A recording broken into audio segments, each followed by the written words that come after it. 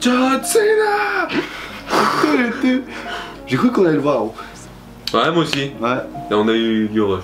Ouais, c'est oh, putain, c'est trop bien ça. Bonjour à tous, c'est Luan, c'est Jesse, on est les frères catcheurs. On se retrouve aujourd'hui pour les résultats de Hell in a Cell plus la review de SmackDown et de Raw qu'on va essayer de faire dans la foulée.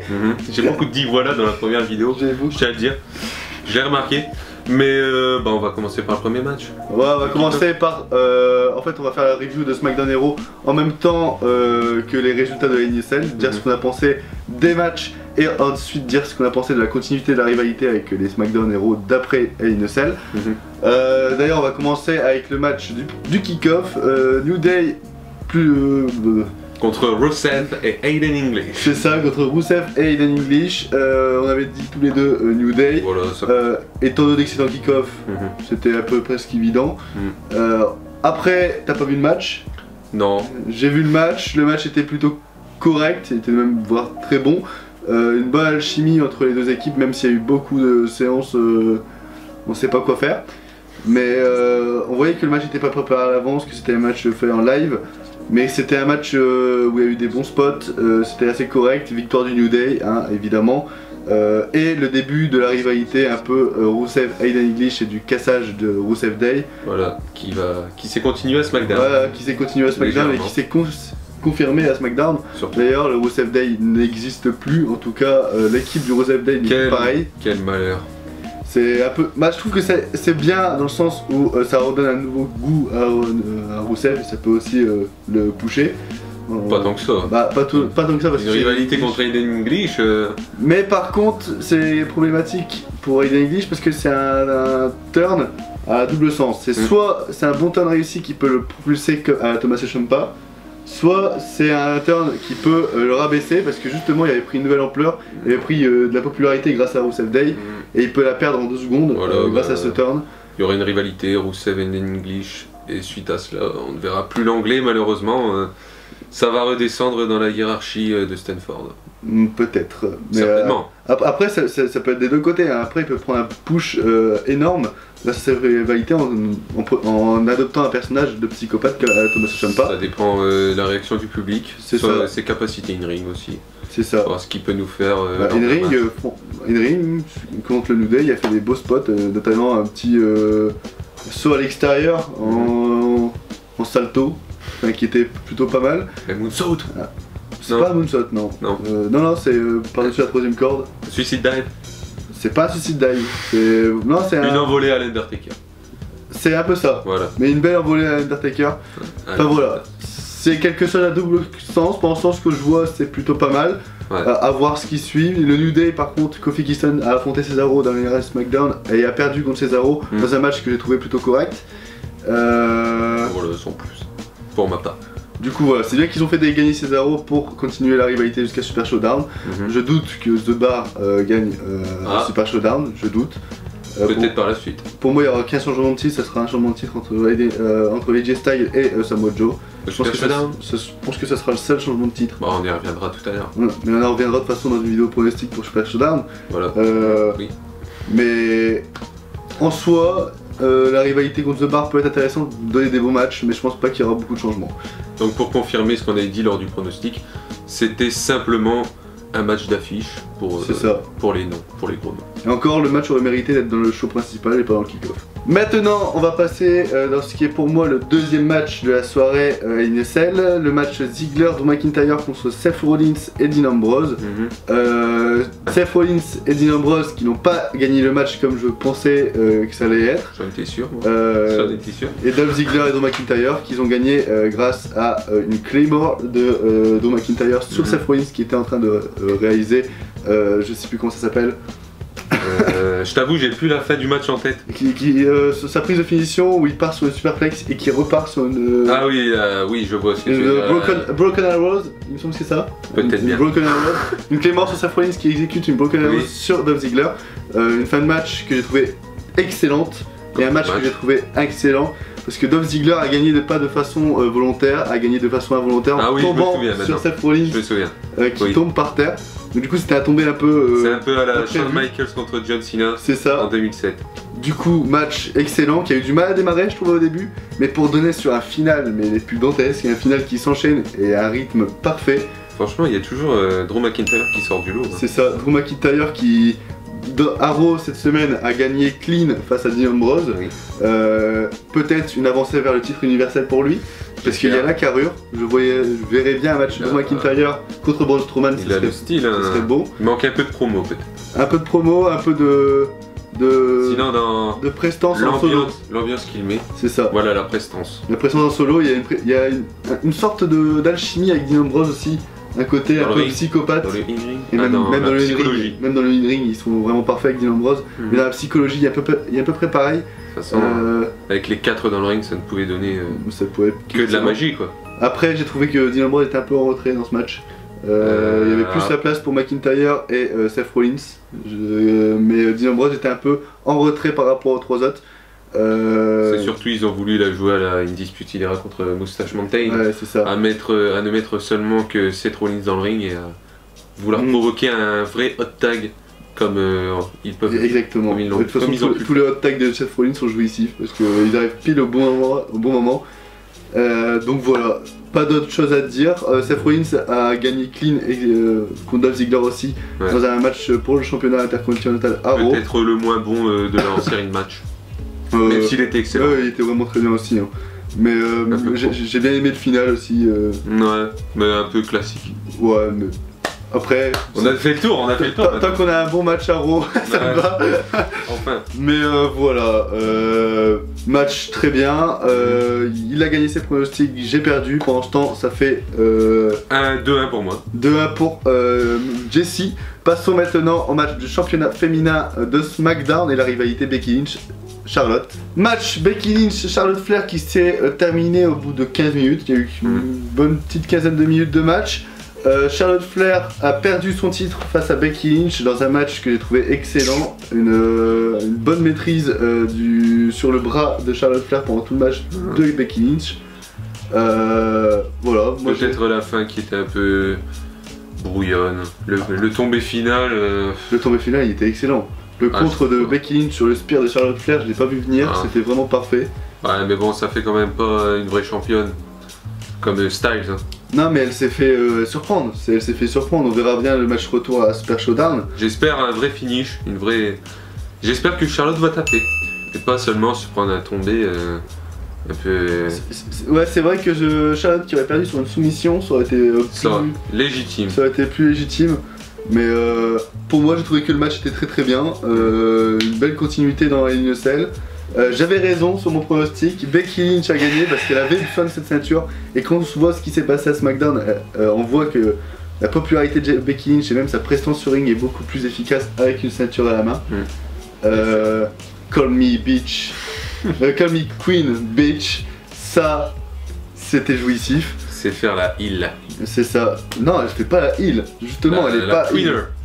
La twinner, un peu face et heal à la fois. Ouais, bah écoute, ça marche, dans son personnage, ça marche face, très bien. Face dans sa popularité avec le public. Ça marche très bien et je pense qu'ils ont pas envie de. Je pense que la WWE n'a pas envie de la mettre vraiment totalement heal. On voit que, par exemple, Paige qui la présente comme Becky Lynch, la championne du peuple et tout ça. Enfin, je pense que c'est plus Charlotte Flair qui va partir heal. C'est surtout dans sa relation avec Charlotte. Hein. Ouais, on verra face à notre adversaire, mais. C'est plus la haine qu'elle a contre Charlotte qui est comme ça. Qui l'a fait elle. Donc voilà, excellent match. Je pense qu'on n'a plus grand chose à dire. Il s'est passé un bon spot à SmackDown, je trouvais. La fin du show vraiment très bonne. Dans le main event. Qui n'est pas un combat. Non, qui n'est pas un combat, mais qui était une bonne promo et une bonne continuité. Voilà, rien à dire. On va passer maintenant à ce qui est pour moi le meilleur match de la soirée. L'opener de Hell in a Cell. Qui dommage était un opener parce qu'en main event ça donne le ton du show quand même. Ça donne le ton mais ça donne le show était crescendo. D'ailleurs on n'est pas revenu sur notre avis sur le show, on va faire ça à la fin. Mais Jeff Hardy contre Randy Orton en Hell in a Cell match. Il a sorti le... l'artillerie lourde. Ils ont tous les deux sorti tous les objets qu'il y avait sous le ring. Ouais, tous les objets. On est parti d'une échelle à une table à un tournevis. Voilà, un tournevis, je cherchais le mot. C'était honteux. Non, c'était pas honteux, c'était jouissif. Oui. Et irregardable. Genre, Voilà, c'est pour ça que je sais que c'était. Ah non, mais c'était vraiment fou. Ce match-là était pour moi le match de la soirée. Cette chute. L'un des meilleurs Hell in a Cell matchs de l'histoire des Hell in a Cell. Ah bah, il se classe forcément, 10, bien évidemment, dans le top 5. Top 5 pour toi? Ah, dans le top 5. Je pense qu'au bout d'un moment, les Hell in a Cell avec Undertaker contre Mankind, déjà, qui se fixe très très haut. Undertaker contre Shawn Michaels aussi. D'ailleurs que la WWE a classé 3ème et le premier Hell in a Cell selon eux, c'est Cactus Jack contre Triple H. Tu l'as déjà vu? Non, jamais vu. Et bah je te passerai le DVD. Ok. Le best Hell in a Cell match. Et bah écoute, mais il n'est pas si incroyable. Enfin, non, pour moi, les Hell in a Cell matchs les plus intéressants de ces dernières années, c'était le match New Day contre Uso de l'année dernière et celui-là. D'ailleurs, New Day contre Uso qui était aussi en opener. Mais voilà, c'est. Moi je pense que c'est le genre de match parfait qu'on peut avoir dans un pay-per-view. Le genre de match qu'on doit avoir dans un pay-per-view. Je pense qu'il y aurait eu la même intensité avec un AJ Styles et Samoa Joe, je pense. Mais ici, oui. on voyait le côté pervers de Randy Orton. Barbare. Et on voyait le côté un peu foufou de Jeff Hardy. On a bien vu la dimension psychologique dans ce match et dans cette rivalité. C'est ça. Qui est parti totalement en sang. Enfin, le dos de Randy Orton était en train de pisser. La jambe de Randy Orton avait un bout de peau qui s'enlevait. Enfin, au bout d'un moment, ceux qui disent de catch et du faux, niquez vos races. Parce que. Mais je reviens sur cette chute. Non, mais la chute de fin. Moi j'ai vraiment cru que Jeff Hardy était pas bien à la fin, vu la réaction de l'arbitre, vu la réaction de Randy Orton. Mais je pense qu'il était vraiment pas bien, tu fais une chute comme ça. Bah, apparemment tout va bien, apparemment c'était scénarisé, apparemment c'était vraiment fait exprès. Oui, j'espère que c'était scénarisé, j'espère que c'était pas venu sur un coup de tête. Par contre j'ai un petit truc à te dire, je trouve que Randy Orton est parti un peu trop tôt de la table. De la table. Quand il était sur la table à la chute finale. Oui. Randy Orton est parti un peu trop tôt, avant la chute de Jeff Hardy. Se sent peut-être pas. Ouais, il y a eu un mauvais timing, je pense. Ouais, voilà, dans le timing. Mais après la chute, qu'est-ce qu'elle est violente. Elle est violente, ça a fait mal, hein. Ça a fait mal quand on a vu ça. Ça sera dans les top 10 sur YouTube. Ah, ça c'était sûr. Ça va être dans les premiers dans Jeff Hardy. J'ai eu mal pour lui, on savait tous qu'il allait faire quelque chose de fou. Mais de toute façon, il a dit sur Twitter qu'il allait faire un truc de mémorable. Il l'a fait. Et il l'a fait. Il a vraiment innové, hein. Par contre. Ouais, il a vraiment fait un truc inédit. Après, Randy Orton qui gagne le match, j'avais encore raison. Malheureusement. Et tu as sûrement raison sur le fait qu'ils ont booké, qu'ils ont fait un scénario dans lequel Jeff Hardy est vraiment blessé. Ouais. Et ça se profile. Non mais Jeff Hardy on va pas le voir pendant je pense quelques semaines. Plutôt ouais, 2-3 semaines. Hein. 2-3 semaines pour faire vraiment le mec qui est blessé et qui revient après. Et toujours des promos de Randy Orton. De Randy Orton chaque semaine, là il était dans la régie, ça fait plaisir de voir la régie de la WWE. On l'avait déjà vu je crois. Hein. Ouais mais c'était il y a longtemps. Hein. Ah ouais au moins 2010. Hein. Ouais. 2009-2010. Donc là il méprise un peu le mec de la régie, c'était assez drôle à voir et assez... cocasse. Ouais, c'est toujours ce côté pervers qui revient chez Randy Orton. Ah, on aime ça. Voilà, rivalité qui continue, qui va continuer, qui sera toujours intéressante. À voir, j'en demande plus, je le demande encore, parce que la rivalité est vraiment une des meilleures qui peut se passer en ce moment à WWE en général. Mais quid de cette rivalité avec le titre des États-Unis? Ouais. Même si Nakamura affrontait Rusev cette semaine, je sais pas si on y reviendra. Peut-être pas. Bah on a parlé du Elton, voilà. Après sur le match en lui-même, il n'y a rien à dire forcément, c'était un match correct, mais ah non, j'ai trouvé très bon moi. Ah moi j'ai trouvé Rusev Nakamura, c'était bien. C'était bien, mais bien. Rien de plus. C'est pour ça que je dis correct, c'était... Non, il y avait vraiment l'histoire Aiden English, Rusev, même avec Lana. Hein. Ouais, non mais ouais, mais après je trouve que tu savais déjà le résultat avant. C'est dommage parce forcément, que avec la rivalité Aiden English-Rusev, tu savais déjà le... Forcément, parce qu'on sait que Rusev ne va jamais remporter de titre. Alors, on le savait très bien. Il va plus jamais revenir avec un tank à WrestleMania. Bref, passons au prochain match. Ronda Rousey, Alexa Bliss. Et je me demande encore pourquoi j'ai regardé 12 minutes de match de Ronda Rousey, Alexa Bliss. C'était désolant. Quand tu sais que tu étais devant ta télé à 3h du matin, même 4h du matin en train de regarder un Ronda Rousey Alexa Bliss depuis 12 minutes. Moi il était 21h le lundi alors. Ah non mais moi j'ai regardé en live, je peux vous dire que À la fin, le match Roman Reigns, Braun Strowman, je me suis endormi en plein milieu du match. À cause de ce match de merde. C'est vrai que j'ai pas compris. Non, Qu'est-ce qu'on n'a pas compris? 12 minutes de match pour ça. 12 minutes pour essayer de montrer que Ronda Rousey peut-être battue, Ouais, mais sauf que peut-être mise en difficulté. quand t'as Alexa Bliss en face, c'est pas crédible. Je me souviens que t'avais tweeté la chute ridicule. Ah, la shoot ridicule de Alexa Bliss au ralenti sur Mickie James et Alicia Fox. Qu'est-ce que c'est débile! C'était Brie Bella. Ouais, non, mais c'est tout. C'était du Brie Bella. Non, mais encore, t'essayes de faire ça, un match comme ça, Ronda Rousey contre Nia Jax, contre Ember Moon, contre Sasha Banks, Charlotte Flair, c'est normal. Mais contre une Alexa Bliss qui s'est fait squash en 2 minutes à SummerSlam, encore il n'y aurait pas eu ce squash. Ça aurait été plus intéressant. Mais il y a eu ce squash de 2 minutes où Alexa Bliss n'a pu rien faire. C'était incompréhensible. C'est incompréhensible. C'est comme Ronda Rousey blessée aux côtes à cause de vieux coups de pied que tous les catcheurs se prennent à chaque match. Enfin, au bout d'un moment, t'es. Non, on va passer ce match, hein, je crois. Ouais, on va passer ce match. Rien d'intéressant. Continuité de la rivalité, bah il n'y en a pas. Qu'avait-on dit? Ronda Rousey vainqueur? Voilà, c'est vainqueur. Voilà, de toute façon, c'était prévisible. Bien sûr. Même pendant le match, c'était prévisible. Après cette semaine, Ronda Rousey elle a voulu lancer un Open Challenge, la musique de Natalia Rautanti, là c'était la hype extrême, sauf que début de la rivalité, même continuité de la rivalité entre Bella Twins, Rousey contre le Une rivalité, la WWE ne met pas trop ça en scène. Hein. Non, elle met pas ça en scène, mais c'est peut-être un début de rivalité pour Super Showdown, le match qui est prévu. Je crois qu'ils veulent faire un 3 contre 3. Hein. Ouais, ils font un 3 contre 3 Super Showdown, c'est prévu. Mais je pensais que tu parlais de la rivalité Bella Twins Ronda Rousey. Non, ça c'est pas maintenant, ça sera certainement. On est d'accord. Il y aura certainement un heel turn de Nikki Bella à Super Showdown. Après, je me demandais en regardant Raw si c'était vraiment un retour sur le long terme des sœurs Bella, ou si c'était seulement jusqu'à Evolution. Je pense que ça va être sur le long terme. J'hésite. Hein. Je pense que ça va être un truc jusque genre décembre. Bah sur quelques mois en tout cas. Pourquoi faire jusqu'à décembre? Bah jusque Pourquoi décembre. Arrêter jusqu'à... Moi je pense qu'ils vont faire ça jusqu'au Royal Rumble féminin. Avec peut-être une victoire de Nikki Bella pour avoir un match à WrestleMania. S'il n'a pas ce match là, s'il se passe rien au Royal Rumble, ça continuera pas.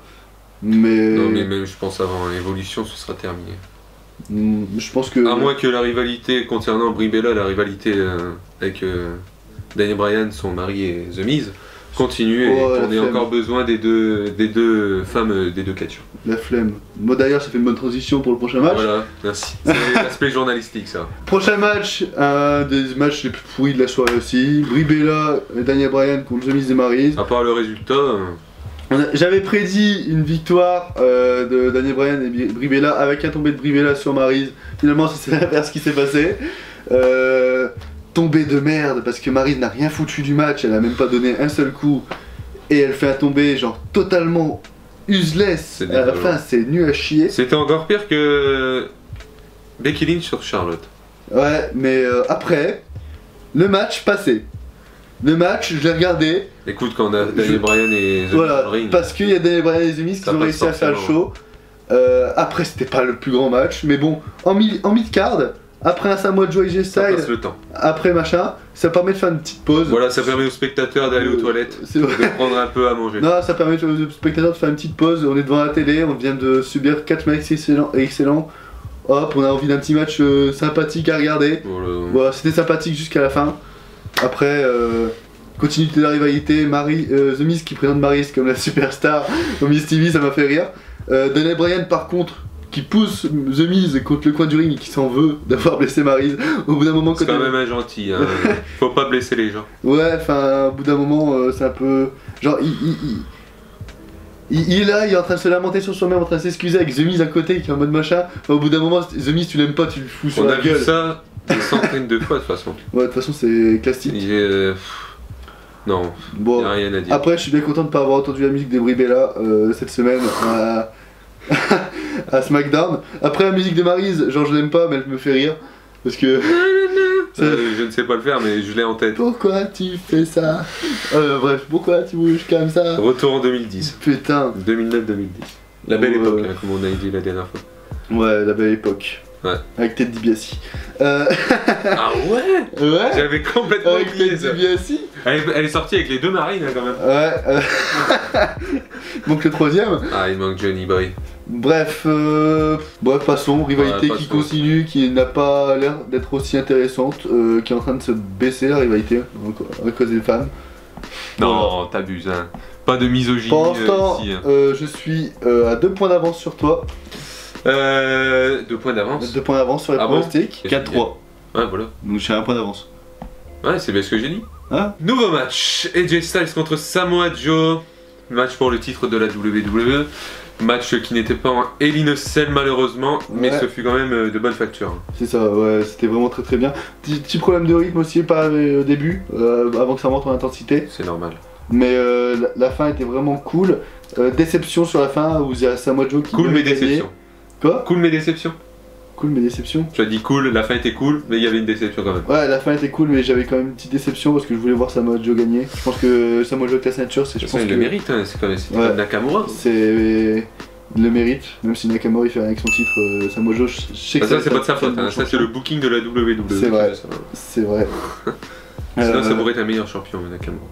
À la fin, Samoa Joe a fait le coquina clutch sur AJ Styles. Ouais. AJ Styles qui a retourné la prise pour faire un tombé, mais qui a abandonné pendant le tombé à la fin du compte de 2. Du coup, Samoa Joe qui a cru qu'il allait gagner à la fin, mais qui a attendu la musique de AJ Styles et qui a commencé à se vénérer contre l'arbitre qui n'a pas vu ce qui s'est passé. À la fin du match, il a été voir Paige et lui demander une revanche maintenant tout de suite. Paige a dit non, mais tu l'auras Super Showdown dans un match sans disqualification, sans décompte à l'extérieur, sans rien. On aurait pu avoir une vraie stipulation quand même. Ouais, peut-être un nouveau, pas un nouveau Last Man Standing match, mais peut-être un. J'aurais bien vu un Steel Cage. Ah, mais moi un Submission match. Ah ouais, un Submission match.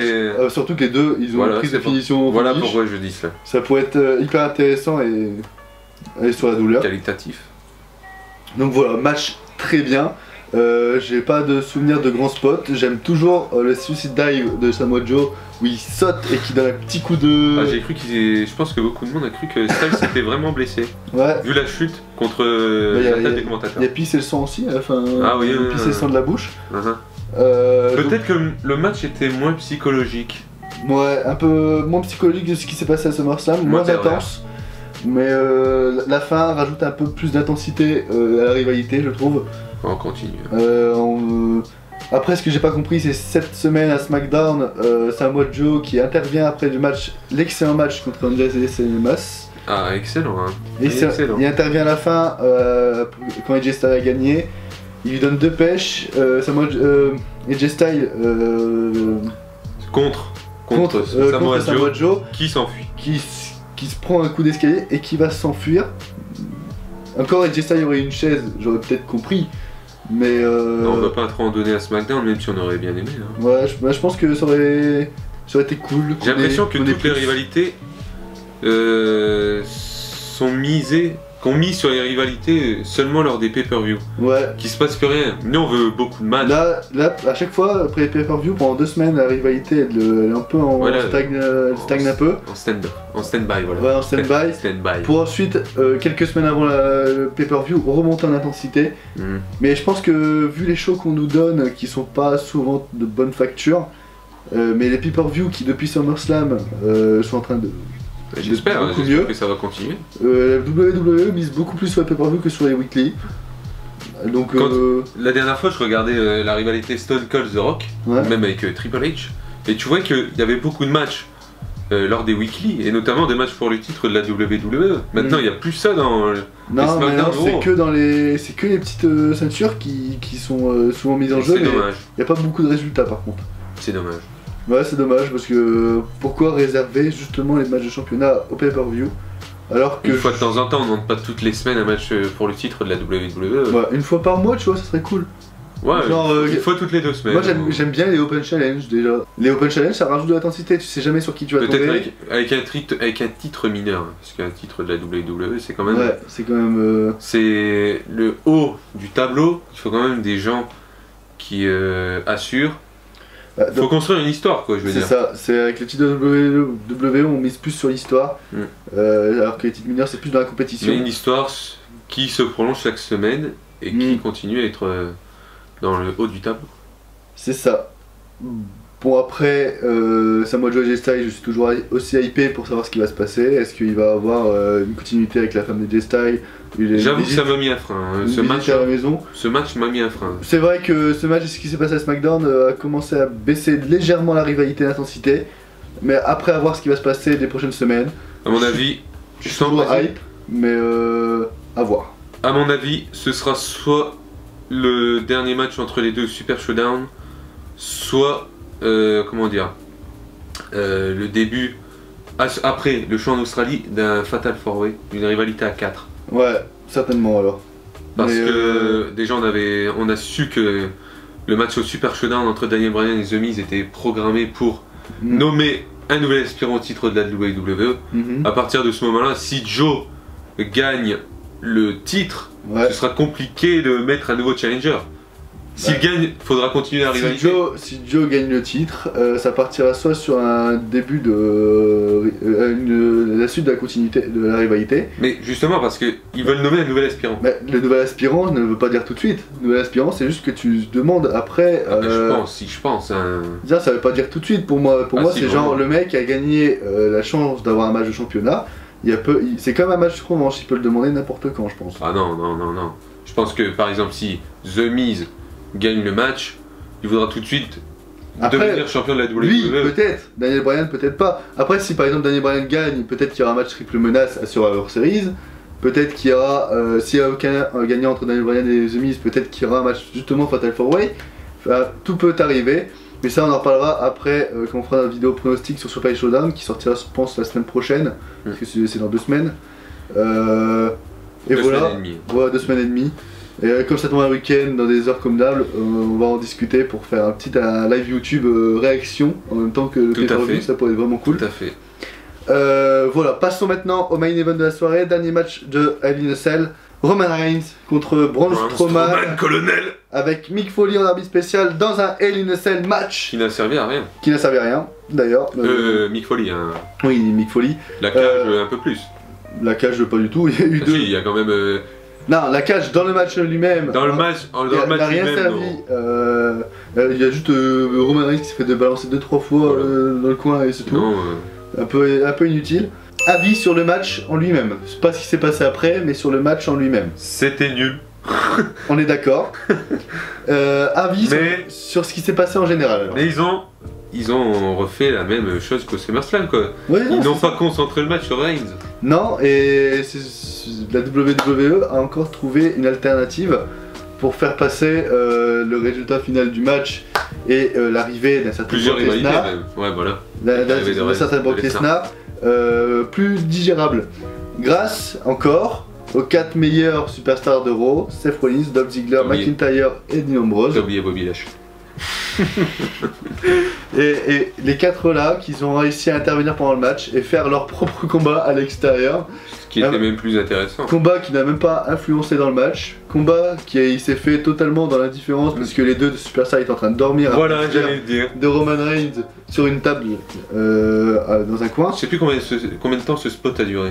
10 minutes. Il a duré 10 minutes, ouais. 10 minutes. Un bon 10 minutes. Hein. Et les deux protagonistes du match n'ont même pas eu le temps de survivre. Enfin que les deux superstars ne se relèvent pas pendant 10 minutes après un spear sur une table. Surtout que c'est Roman Reigns qui a fait le spear. Donc du coup lui de base aurait dû se relever parce que lui il ressent rien. Et Braun Strowman qui s'est... Incohérent hein. C'est ça. Et Braun Strowman qui s'est levé en même pas 5 minutes d'une camion de décharge. Enfin, ou d'une ambulance qui fonce contre un mur. Enfin, au bout d'un moment, t'as de l'incohérence et ça va pas. Du coup, le match à l'extérieur était beaucoup plus fun et délirant. C'était vachement cool. Après, le spot sur les deux tables, c'était classique. Ce qui s'est passé en haut, ils nous ont utilisé des powerbombs et tout ça. On a eu juste une double corde à linge entre Drew McIntyre et Dean Ambrose. Après voir Dean Ambrose monter comme un tortue ninja avec son kendo stick, c'était trop drôle. Mais par contre, la WWE a réussi parce que pendant ce moment-là, t'as tout le public qui chantait This is awesome. Et un avis sur la cage rouge qui pour moi était dégueulasse à l'écran. Ah bah je l'ai trouvé super belle à l'écran moi. Avec, non, ce rouge. Moi je l'ai trouvé super bien à l'écran. Je pense que c'était dégueulasse pour ceux qui étaient dans le public, qui devaient rien voir. Ah non, bah c'est pour ça. Hein. Mais pour moi, à l'écran, je trouvais qu'avec la décoration de la salle, le feu qu'il y avait sur le côté, machin, ça rendait quelque chose de plus unique. Mais c'est presque une insulte à SmackDown. Hein. Parce que pour moi, cette cage rouge, c'est pour mettre en avant Reigns et le titre universel. C'est ça, c'est vraiment ça. C'est honteux. Et oui, maintenant je suis tout seul parce que l'enregistrement audio a merdé. Du coup, on était sur le match Braun Strowman-Roman Reigns. Je pense que moi et mon collègue Jesse, ayant le même avis, on peut clôturer sur le fait que le match était très décevant, que le match a été fait par d'autres personnes qui ont intervenu dans le match, c'est-à-dire Rollins, Drew McIntyre, Dean Ambrose et ensuite Dolph Ziggler. Le match était exclusivement concentré sur eux. Roman Reigns et Braun Strowman ont fait un match déplorable. Et heureusement que ça a été sauvé par cette intervention qui s'est passée au-dessus de la cage et ces petits spots sur les tables par exemple. Mais rien de fou, l'apparition de Brock Lesnar n'a pas été très utile et sert juste à continuer une rivalité Brock Lesnar-Roman Reigns, entre autres avec peut-être Braun Strowman qui va se rajouter pendant plusieurs semaines à cette rivalité. Mais le tout n'est pas si intéressant pour la suite. Mais voilà, je pense qu'on peut clôturer là-dessus.